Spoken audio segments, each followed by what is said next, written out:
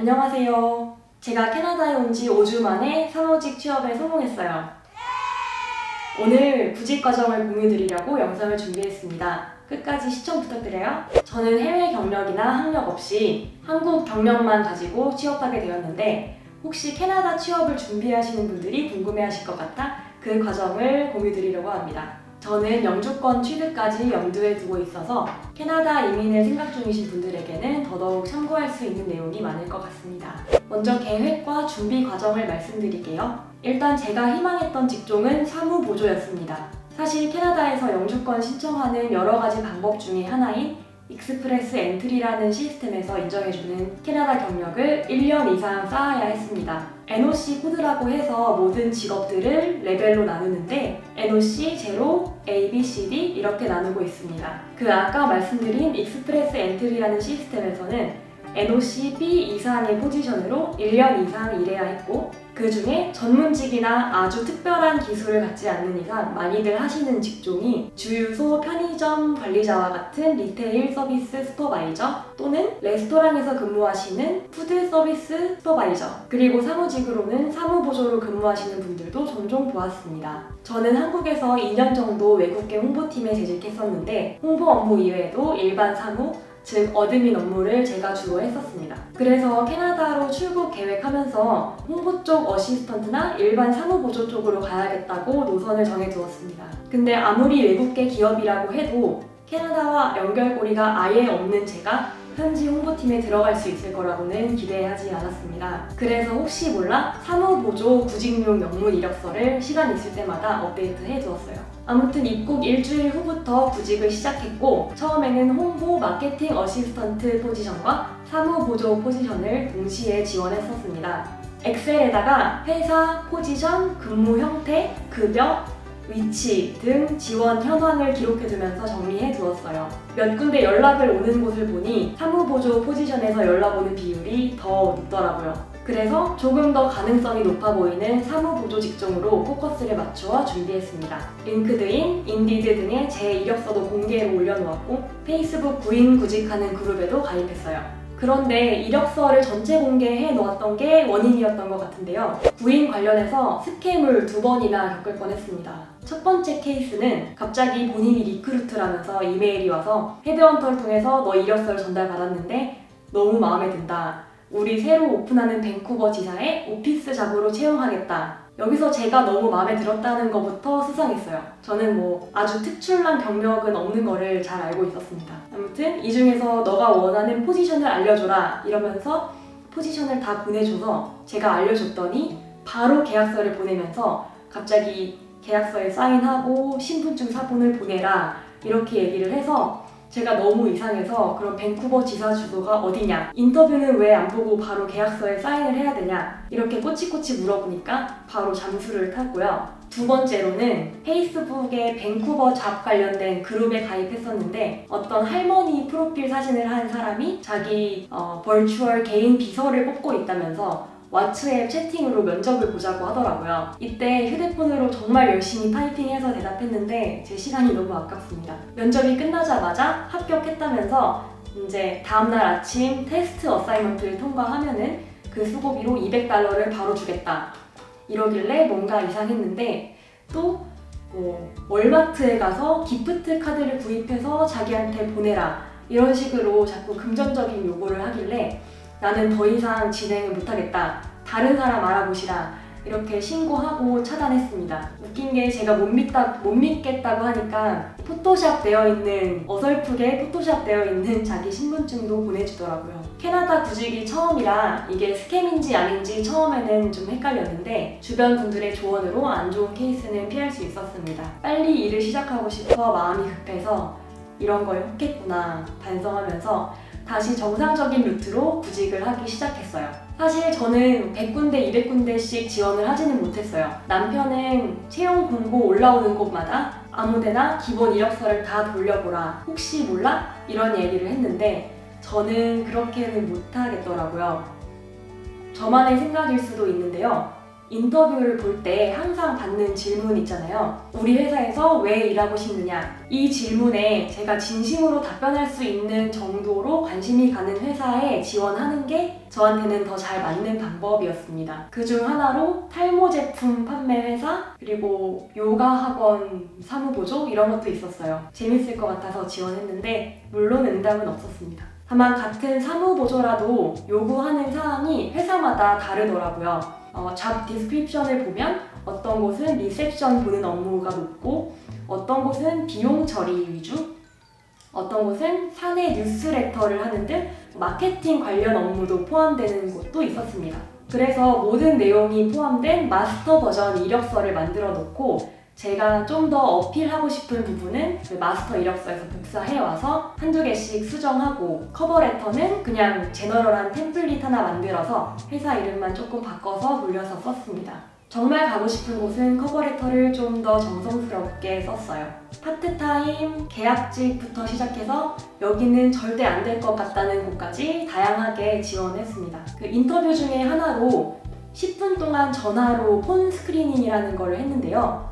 샐러리를 얼마 원하냐고 물어봐서 제가 원하는 샐러리를 얘기했더니 연락이 안 왔고요. 구직을 시작한 지 일주일 정도 됐을 때 한 부동산 회사에서 면접을 보러 오라고 연락이 왔었어요. 그래서 떨리는 마음으로 면접을 보고 나왔고, 저를 채용하고 싶다고 연락이 왔고 오퍼레터도 보내주셨어요. 그런데 오퍼레터의 내용을 보니 면접 때 제가 얘기했던 샐러리와 한 7,000불 정도나 차이가 났고 복지 부분에서도 너무 명확하지 않아서 거절하게 되었어요. 그렇게 계속 구직 활동을 한 지 3주 정도 되니까 살짝 불안해지더라고요. 물론 구직 기간을 최소 3달 정도 잡고 오기는 했지만 이 사람 마음이라는 게 돈이 빠져나가는 걸 보면은 또 왔다 갔다 하더라고요. 지금 캐나다에서 들어와 사는 렌트집이 unfurnished 된 집이라서 초기 가구 등 지출 비용이 많았고, 집에서 계속 쉬는 게 너무 좋긴 했지만 또 생활비가 아쉬워서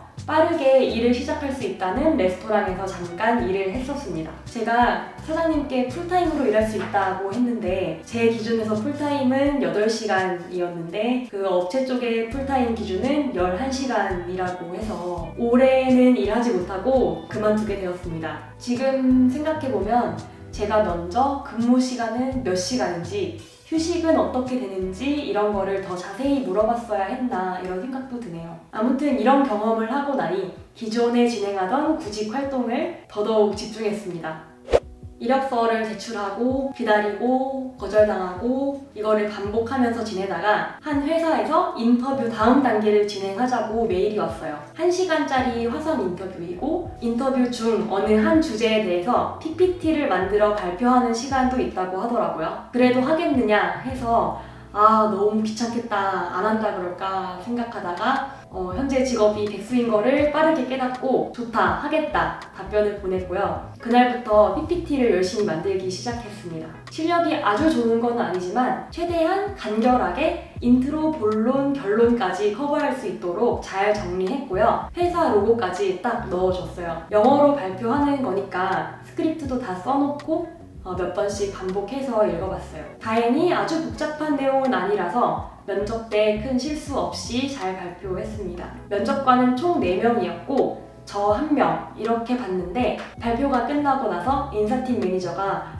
PPT 정리 잘해서 마음에 든다 이렇게 얘기해서 그때 좀 자신감을 얻었어요. 발표 직후에 이어진 기본 면접 때는 가장 먼저 들은 질문이 너 캐나다에서 합법적으로 일할 수 있는 신분이냐? 라고 물어봐서 그렇다 확실히 이야기해줬고요. 그 이후에는 이런 일 해봤냐? 업무 경험에 대해서 물어봤고 그 이후에는 특별한 상황을 주고 너라면 어떻게 하겠냐 이런 식의 질문이 굉장히 많았어요. 그래서 집중해서 과거 경험들을 잘 떠올려서 대답을 했습니다. 예를 들면 동료와 의견이 다르면 어떻게 할 거냐, 상사 중에 어려웠던 상사는 성격이 어땠느냐, 바쁠 때 일정 관리는 어떻게 하느냐 등과 같은 질문들을 받았는데 면접 관련해서 유튜브, 블로그부터 해서 각종 자료를 열심히 봤는데도 이 모든 질문에서 바로바로 좋은 답변을 하기가 쉽지가 않더라고요. 열심히 답변을 했는데 한 면접관이 그래서 결과가 어땠냐 이렇게 계속 물어보길래 아차 결과를 말해야 되는구나 싶어서